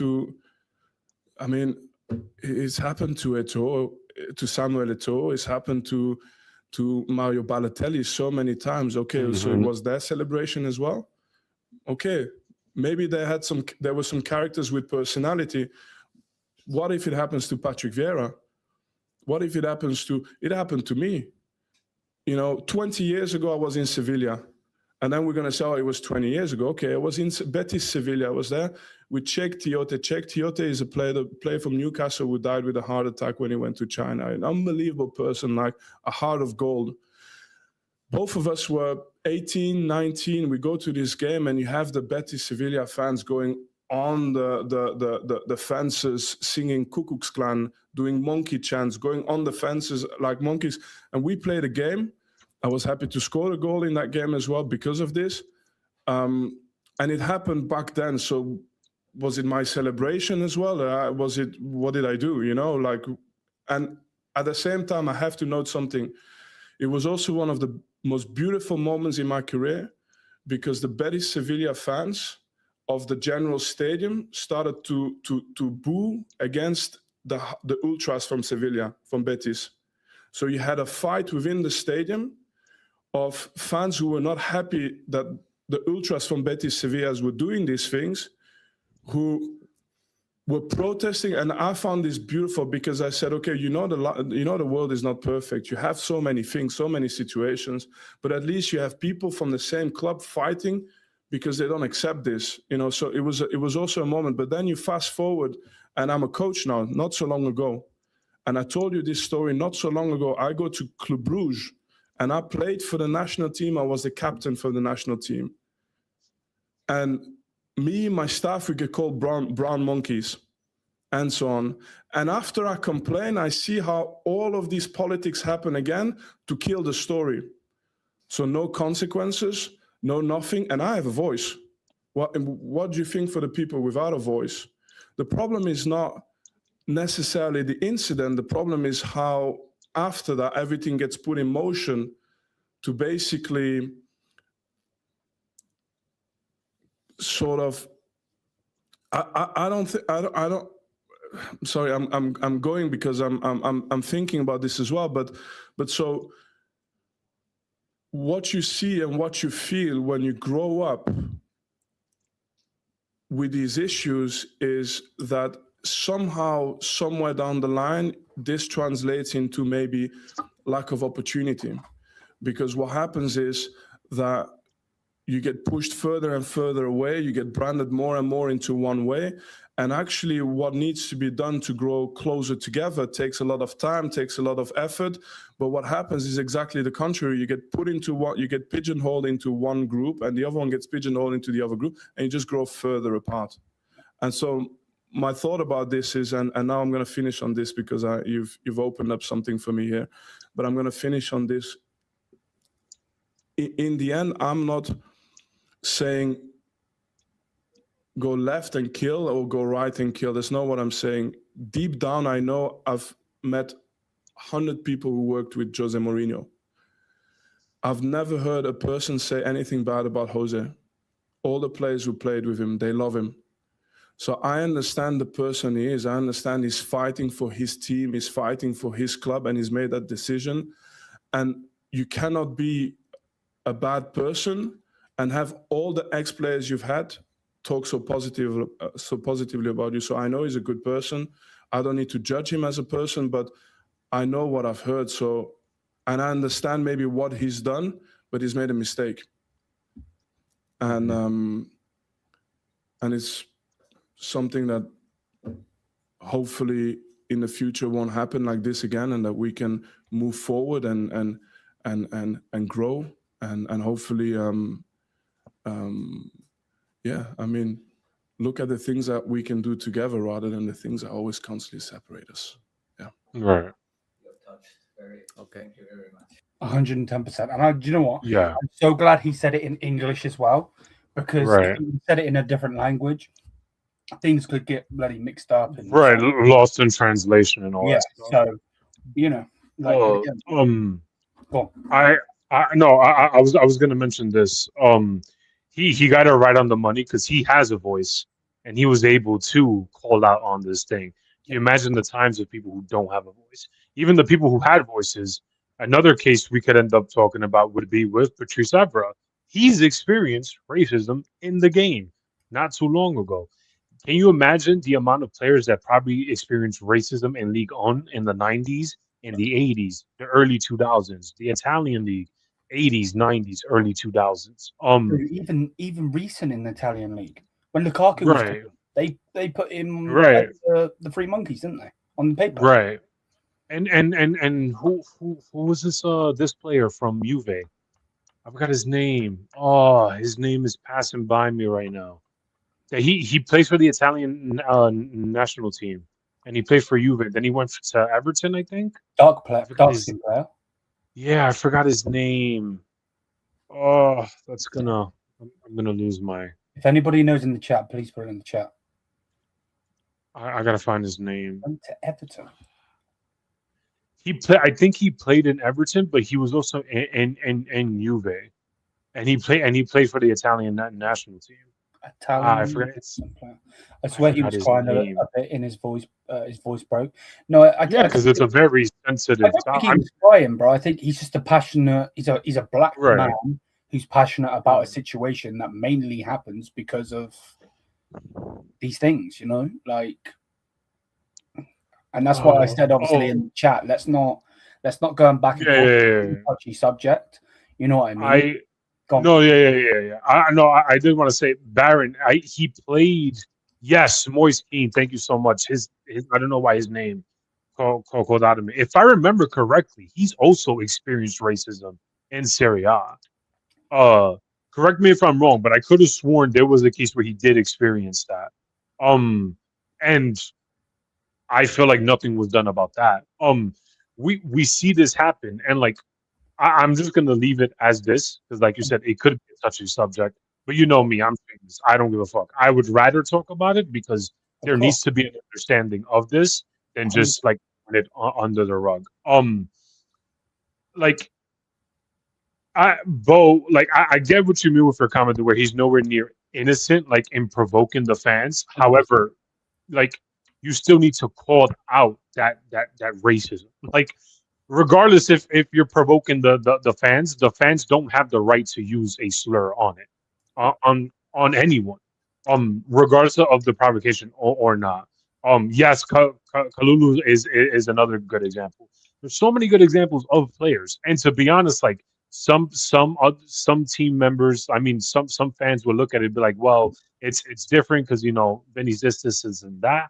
I promise you, if this was us, if something happened to Olise, if something happened to Musiala in that matter, me and you would be flipping shit on these shows, and we would be pissed off. Yeah. So if that's the case, we still need to be equally pissed off that this happened. Something needs to happen. That player either needs to get banned. They need to ban Benfica for one season, whatever. Something needs to happen. That's the problem, though, isn't it?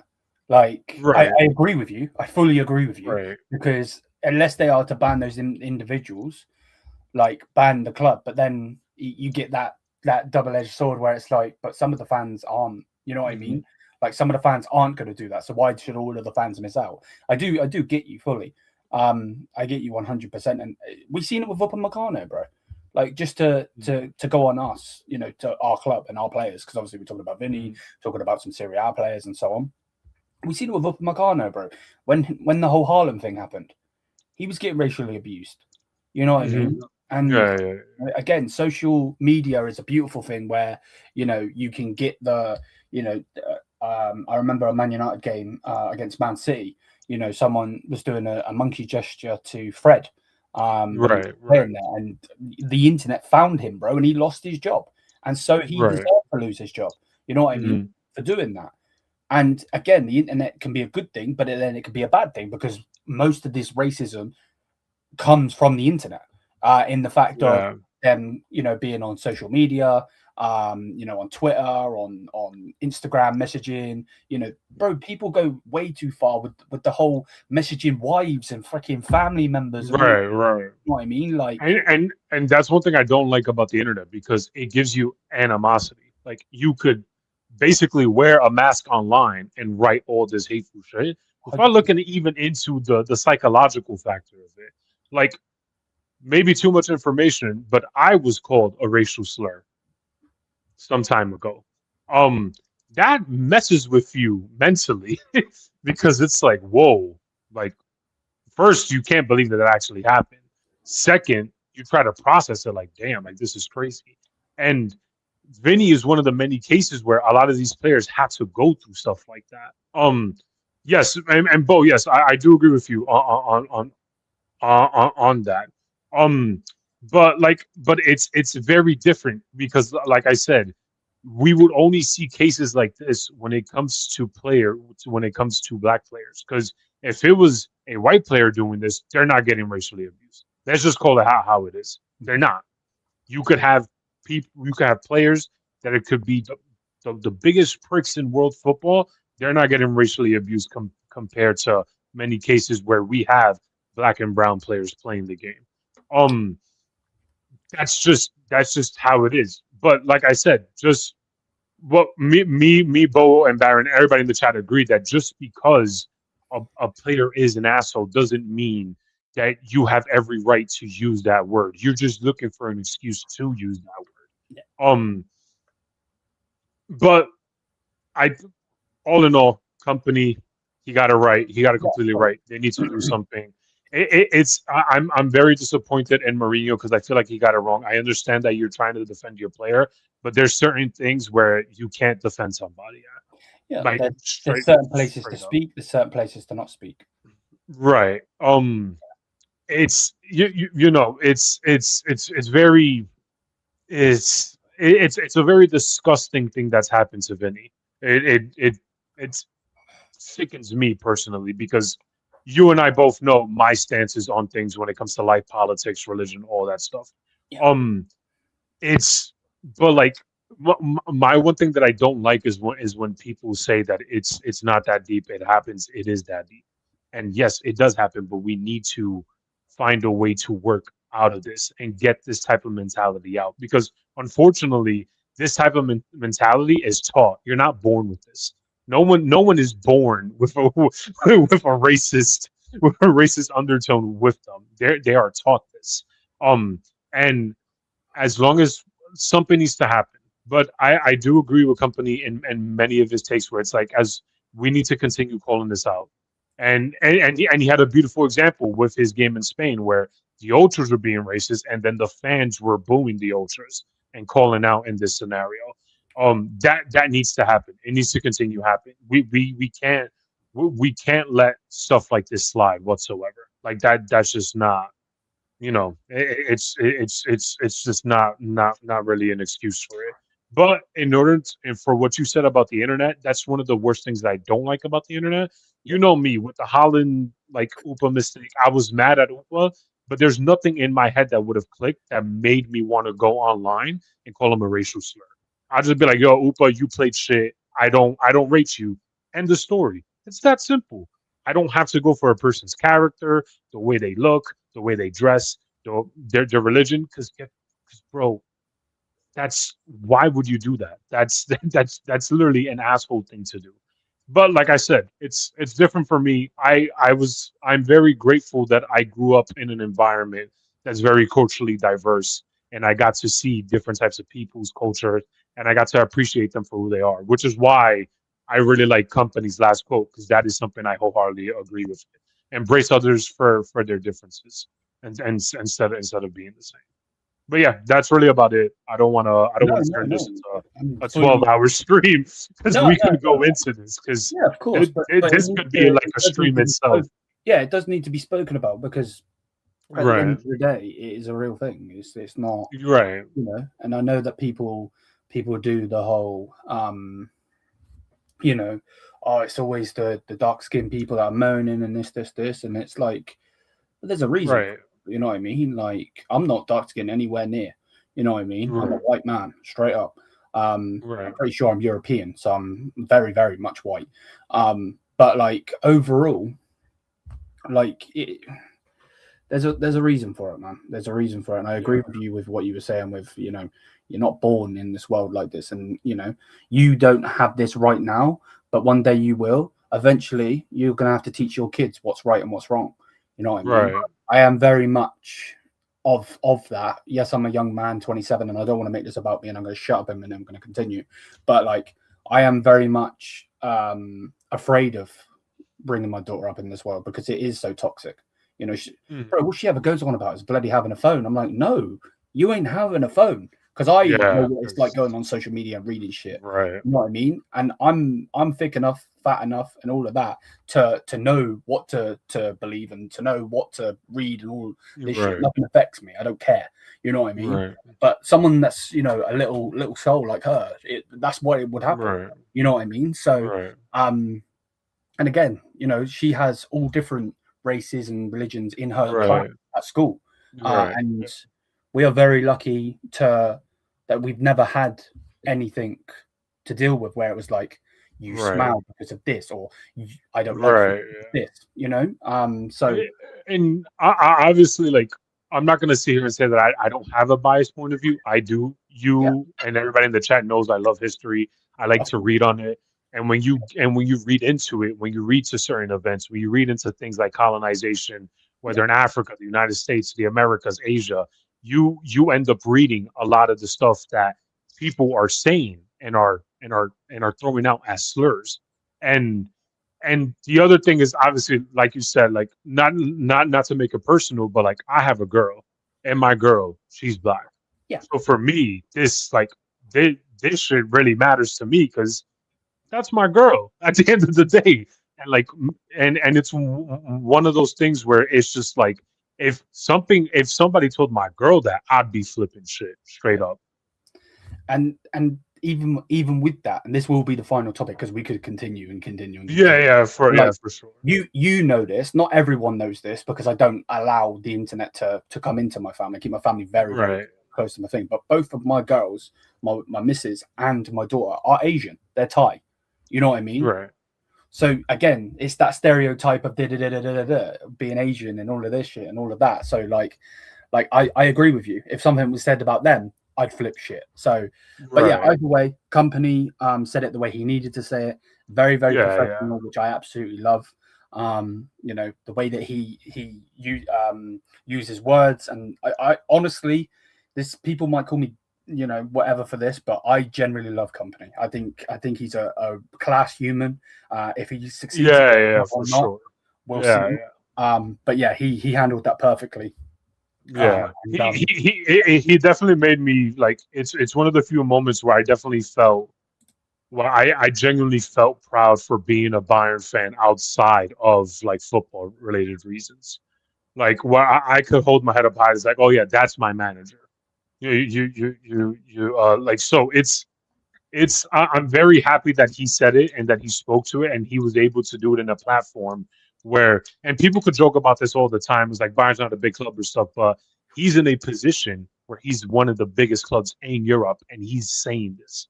And it's, you know, and it's one of those things where it's out there. People are watching it. It's getting clicks. It's getting views. Whether people agree with it or not, it's still out there and people are having a conversation about it. We're having a conversation about it. The chat's having a conversation about it.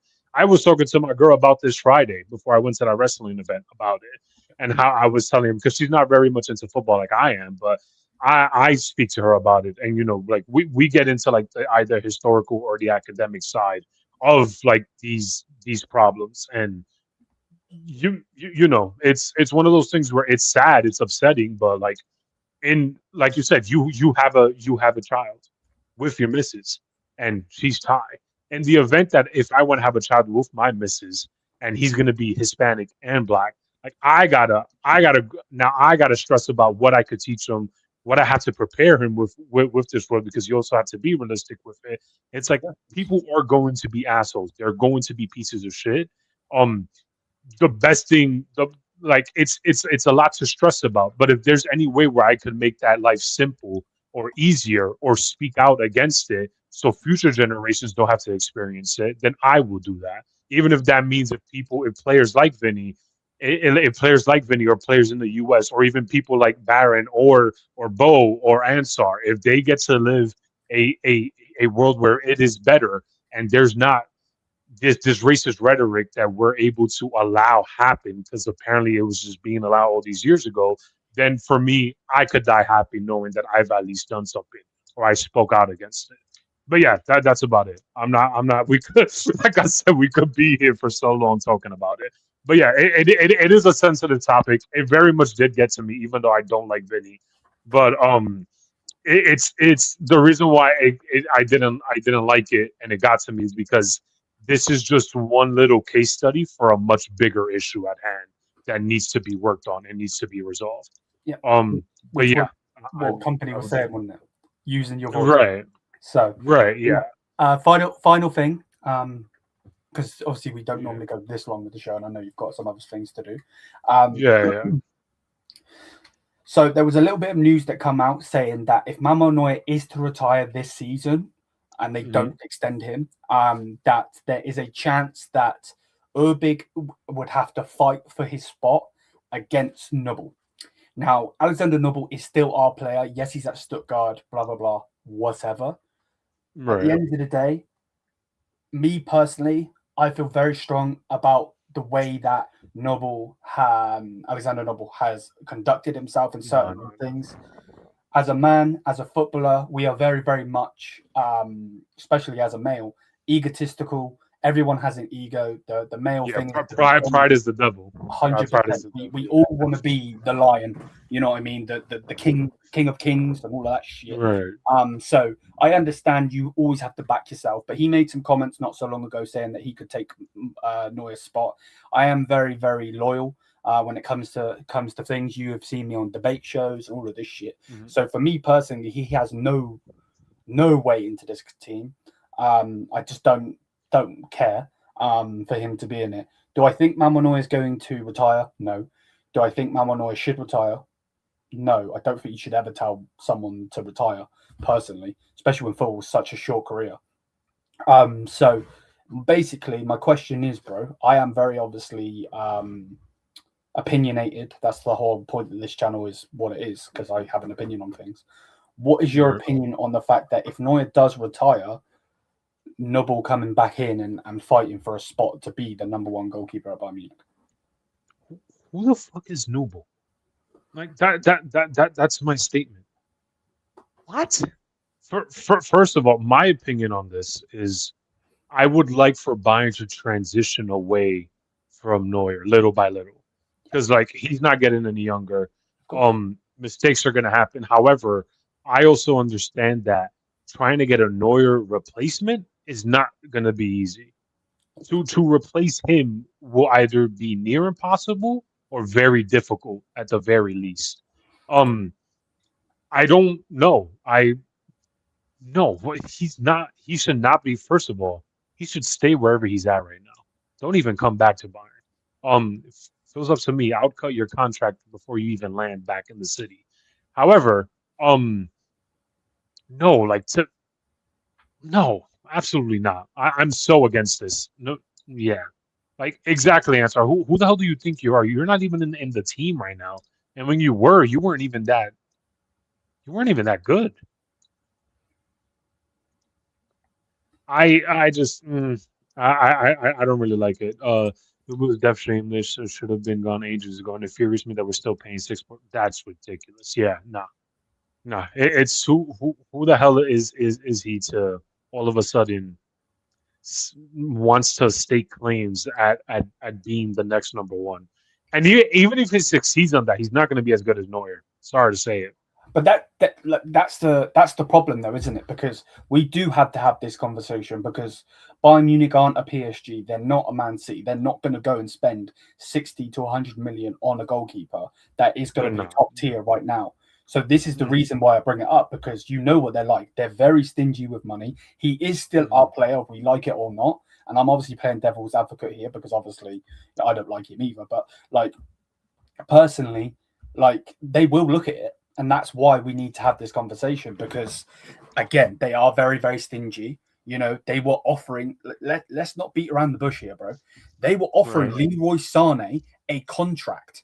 He left to go somewhere else. They offered him a contract. There was a contract on the damn table.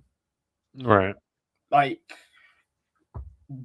please tell me in whatever way you want to, how did that man deserve a contract to be put on the table? Right. Like, what? But it's taken 6 years to get this and that done. Like I don't get it. So it make sense. Exactly. So we'll obviously have to tackle that subject when it comes to it. But yeah, no, I fully agree with you, or you agree with me, whatever way you want to say it. He should have no place at this club again. Just generally because he's not what we need. You know what I mean? Personally, I don't necessarily know if Urbig's going to be what we need. Future is going to tell us that. And I agree fully. You know, our board is crap, bro. I don't get it. I do agree with Baron on one thing, where he mentions that we either need to sign this goalkeeper from Atalanta. We need to sign people that at least me and you haven't seen. We're going to have to sign somebody that we don't really know, in order to see if they're able to take Neuer's mantle. Because I don't think who's the best goalkeeper in the world right now, you would say? I can't think of. I would personally say either Courtois or Donnarumma. Sure. Yeah. Okay. Fair enough. But other than that, is there really anybody else that you would buy in? I mean, Courtois not leaving Madrid. Let's be honest. Like, And Donnarumma's not leaving. Yeah, he just got to City. Like it's not going to happen. And that is the thing, though, isn't it? Like we have had young players before and brought them in, and then I speak about the loan curse, bro. We have a loan. But for me, you have to just give. Urbig has to be the guy. Bro, you brought him in. You took him away from his club when he was the main goalkeeper at that club. Look at Daniel Peretz, bro. Daniel Peretz is on loan at Southampton. Yeah, we're not going to have him as our. I forgot about that. That's crazy. Bro has been to about 3 clubs. He went to Southampton in January of this year, a month ago. Right. Like it has to be Urbig. And listen, if what Baron says is true, that goalkeeper Butes is like an inkling of Neuer, Bayern should already be looking at him right now. Exactly. But Straight up. There's obviously we don't know what's happening in the boardroom and all of this shit. Yeah. There's been no leak or anything that we're looking at a goalkeeper. You know what I mean? Right. So again, for me, and again, I don't want to compare it to De Gea, but like we have to back. And we're not the Premier League. We're not Premier League fans, and so on. Our fans are very, very loyal when it comes to our players, But we have to back Urbig. If he has a game where it's shit, call him out for being shit. That's fine, but don't go over the top with it. Like he has to be it because again, Daniel Peretz isn't our first team level. He's not. No. Is not first team level. And then not going to spend the money on a goalkeeper. So for me personally, it has to be Urbig. Give him that time. If he costs us Champions League games, we can't throw him under the bus. And I'm saying this now. I'll be pissed then. I know I will. Yeah. Like, Urbig, you prick. Yeah. But it has to be him. But at least we could sit there and say, hey, we tried. We tried the Urbig project. Yeah. It's better than us not doing anything and then just bringing back Noble and have him when we already know he's not. And you know what Bayern are like as well. Most of our goalkeepers, main goalkeeper number 1 has been German. Sepp Maier, one of the greatest goalkeepers of all time. Yeah. Oliver Kahn, Manuel Neuer. Right. We've had obviously other goalkeepers, but so that's but at least for me as of right now, if we're trying to find a replacement. And if we find a goalkeeper from South America or Asia or Africa, bro, get him in. Wherever, whether he's German or not, if he can get us the results, bro, that's all I really care about. Noble, how old is Noble? Isn't he like in his late 20s? Early 20s? He is 29.